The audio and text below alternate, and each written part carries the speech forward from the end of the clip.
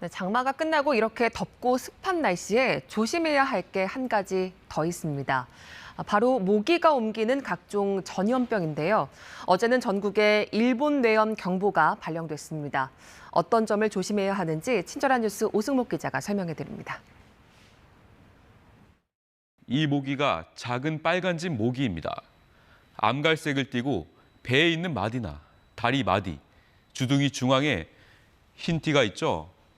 다 자란 성충의 몸 길이는 3에서 7mm 정도로 크기가 작은 모기에 속합니다. 우리나라에서는 일본 뇌염의 주요 매개체로 알려져 있는데요. 질병관리청이 어제 전국에 일본 뇌염 경보를 발령했습니다. 하루 전날 부산에서 모기 1,155마리를 채집해봤더니 이 가운데 1,056마리, 그러니까 91.4%가 작은 빨간집 모기였기 때문입니다. 질병청은 일주일에 2번 모기를 채집합니다. 이 문제의 모기가 하루 평균 500마리 이상 잡히면서 잡힌 전체 모기의 절반 이상을 차지할 때 경보를 발령하는데 그제 10마리 중 9마리꼴, 기준 2배 가까운 수준이죠. 이번 일본 뇌염 모기의 확산은 부산 지역에 비 온 날이 많았던 것이 원인으로 추정됩니다. 곳곳에 생긴 물 웅덩이가 모기 유충의 서식지가 되기 때문입니다. 특히 일본 뇌염 매개종, 작은 빨간집 모기는 논이나 동물 축사, 웅덩이 등에 서식합니다. 주로 밤에 흡혈 활동을 하는데 보통 6월 남부 지역부터 증가해 서너 달 안에 우리나라 전역에서 발견됩니다. 모기가 뇌염 바이러스를 가지고 있는 돼지나 소, 말 등의 피를 빨아먹다 바이러스에 감염되고 이 모기가 사람을 물면 일본 뇌염 바이러스가 사람 몸에 침투합니다. 4일에서 길게는 2주 정도의 잠복 기간이 있는데요. 대부분 증상이 없거나 발열, 두통 등 가벼운 증상으로 나타나지만 드물게 뇌염으로 진행되는데요. 그러면 열이 더 오르고 구토를 하거나 배가 아프고요. 발작이나 목의 경직, 마비 등 심각한 증상이 나타납니다.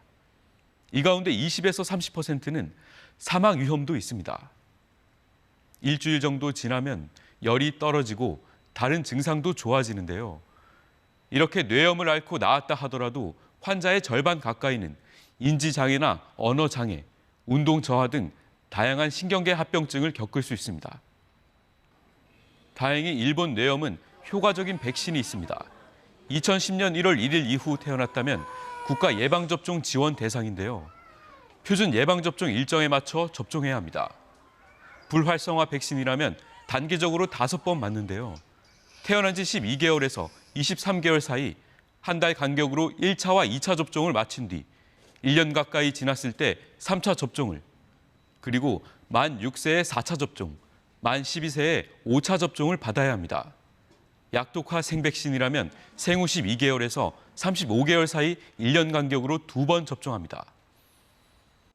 일본 뇌염 백신은 1971년 도입됐습니다. 지금 나이 50대 이상은 예방접종 여부를 잘 몰라 항체 보유 가능성이 적은데요. 실제 감염자의 87%를 차지하고 있습니다. 어린아이들 말고도 성인도 백신을 접종하는 게 좋겠죠. 특히 앞서 말씀드린 작은 빨간집 모기가 많은 논이나 돼지 축사 주변에 갈 일이 많다면 말입니다. 또 휴가철, 농촌 지역이 많은 일본 뇌염 위험 국가에서 한 달 이상 체류할 경우에도 예방접종이 권장됩니다. 일본과 중국, 동남아나 인도, 호주 등 많은 나라가 지정돼 있으니까 여행 준비하실 때 꼭 확인해 보셔야 합니다. KBS 뉴스 오승목입니다.